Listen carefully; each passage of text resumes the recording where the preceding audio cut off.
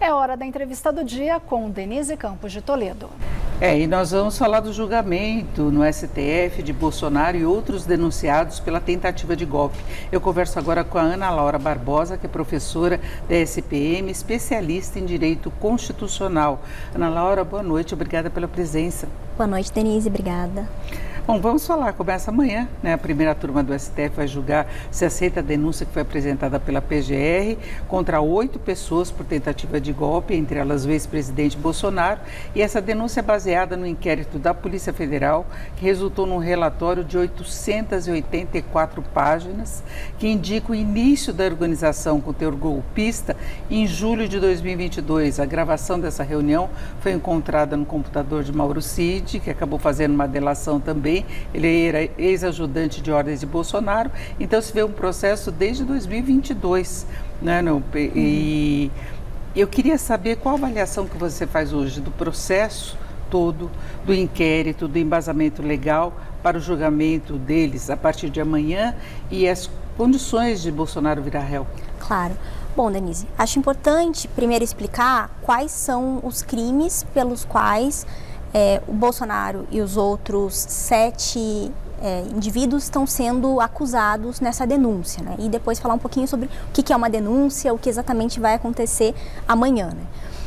Os 2 principais crimes que estão sendo apontados lá são o de golpe de Estado e o de abolição violenta do Estado Democrático de Direito. E tem alguns outros crimes, organização criminosa, dano ao patrimônio público, mas os aspectos centrais estão relacionados a esses 2 crimes que estão previstos aí na Lei de Defesa do Estado Democrático de Direito.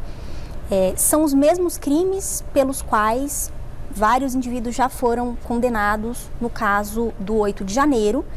E esses 2 crimes, eles têm lá no tipo penal a palavra tentar, né? É tentar abolir o Estado Democrático de Direito e tentar realizar um golpe de Estado. Agora, esse grupo que vai ser julgado a partir de amanhã é considerado o núcleo central. Sim. Não é? Além do Bolsonaro, tem os ex-ministros Braga Neto, da Casa Civil e Defesa, Anderson Torres, da Justiça, Augusto Heleno, que é do Gabinete de Segurança Institucional, Paulo Sérgio Nogueira de Oliveira, da Defesa, o ex-comandante da Marinha, Almir Garnier, o deputado hoje, Alexandre Ramage, e Mauro Cid, né, que era ajudante de ordens. Então, esse seria o núcleo central, o comando da organização. Isso, exatamente. E aí amanhã o que vai ocorrer é uma primeira análise e discussão dessa denúncia que foi apresentada pela Procuradoria-Geral da República ao STF. E aí que se discute o que se chama de recebimento ou não recebimento da denúncia, né? Quando a denúncia ela é apresentada, os juízes eles têm primeiro que verificar se existem indícios mínimos de autoria e de materialidade, se tem provas juntadas lá, se a denúncia para de pé, se de fato ela foi apresentada por quem tem a legitimidade para apresentá-la, ou seja, se ela não é inepta e se ela tem aí justa causa e se tem todos os requisitos processuais necessários. Agora, a defesa, ela tentou excluir alguns juízes desse julgamento amanhã do pessoal da primeira turma, que era o Moraes, o Flávio Dino e também o Cristiano Zanin. Moraes, que seria um dos alvos do suposto golpe da tentativa de assassinato, que está também nas denúncias que foram apresentadas. E Cristiano Zanin foi advogado de Lula, advogado pessoal, e Flávio Dino, ex-ministro da Justiça, porque já apresentou ações contra Bolsonaro. Aí, quase por unanimidade, eles foram mantidos, apenas um ministro não concordava, né? Foi contrário a isso, mas foi voto vencido.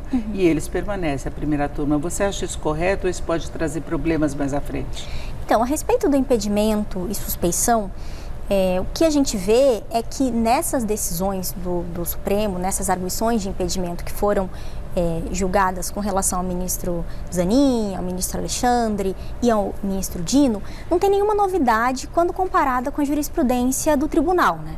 Tem uma pesquisa da qual eu participei, que foi feita já há bastante tempo, foi feita em 2018, então ela é relativamente antiga, mas ela olhou para a jurisprudência e já encontrou alguns entendimentos como que O tribunal entendia que impedimento e suspeição, eles valiam só para o processo, ou seja, para aquele processo. Se você advogou naquele processo, você não pode julgar.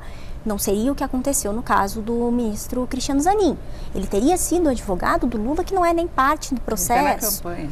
Tudo bem, você poderia dizer, há interesse, mas aí, se você fala de interesse na causa, você está falando de suspeição, e aí suspeição é algo que depende um pouco mais da avaliação do ministro pela jurisprudência do próprio tribunal. Então, tudo isso para dizer que a jurisprudência do tribunal tem esse histórico de ser deferente e ouvir o que o ministro tem a dizer sobre isso. E, em geral, se o ministro entende que está apto a julgar, isso costuma ser seguido.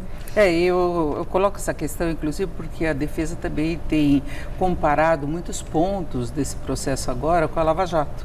E a Lava Jato a gente viu que teve cancelamento de quase todos os processos. Inclusive, eles questionam a forma como foi obtida a delação, a pressão exercida sobre o Mauro Cid, a obtenção de provas, que nem toda defesa teve acesso a toda a denúncia, teve minutos, alguns receberam um minuto a menos das gravações. Isso também pode interferir ainda, porque não foi julgado. Então, o que se está tentando alegar, e aí são vários acusados, então são várias alegações diferentes, né? O que a gente espera que pode ser discutido amanhã? Primeiro, foi suscitado nos autos e talvez volte uma discussão sobre o foro, né? Ou seja, uma alegação de que aquela arena, que o Supremo não é uma arena competente para julgar o caso, isso foi alegado nos autos por alguns dos denunciados e pode ser que seja abordado nos votos dos ministros. Pode ser que volte também a discussão sobre a arena a ser julgada, isso está em algumas peças de manifestação sobre a denúncia, com a alegação de que não deveria ser a turma a julgar isso, mas sim o plenário, tem alguns que alegam isso. Todo o STF. Exatamente, todos os 11 ministros que se reúnem às quartas e quintas-feiras, ao invés de ser só os 5 ministros da turma, como está acontecendo. Então, tem aí uma discussão. Agora, na eventualidade deles serem considerados réus, isso não vai a plenário depois? Para toda a turma? Não. Se a turma foi considerada como a arena responsável por julgar, e a turma, ela decide como tribunal, ela é um órgão fracionário do tribunal e as decisões da turma, elas não precisam ser validadas pelo plenário. O que pode vir a ser discutido, mas aí é tudo em termos de eventualidade, é se a denúncia for recebida, uma vez recebida, a ação penal for julgada e for julgada procedente, sem unanimidade. Se a ação penal for julgada procedente sem unanimidade, aí pode vir a surgir uma discussão similar à que surgiu na época do mensalão sobre os chamados embargos infringentes, e se eles cabem ou não. E aí, nessa eventualidade, pode vir a surgir uma apresentação de embargos infringentes e a discussão se eles cabem ou não, e eventualmente, se forem aceitos embargos infringentes, essa discussão ir para o plenário. Mas são várias eventualidades, inclusive haveria uma discussão se esses embargos infringentes caberiam ou não, que ela existiu lá no mensalão, certamente ela retornaria, porque tem toda uma discussão de se vale o regimento interno, se vale a legislação. Então, agora, até para ter uma legitimidade de fato, não deveria ser pelo plenário, o pleno do Supremo julgando? Então, a discussão sobre qual é a arena que vai julgar, ela envolve a interpretação do regimento interno pelo seguinte motivo, né? Atualmente, quem julga deputados e senadores é a turma. Essa foi uma mudança regimental que aconteceu no final de 23, salvo engano, e retornou à turma a responsabilidade para julgar deputados e senadores. Pelo regimento interno, quem julga presidente da República é o plenário.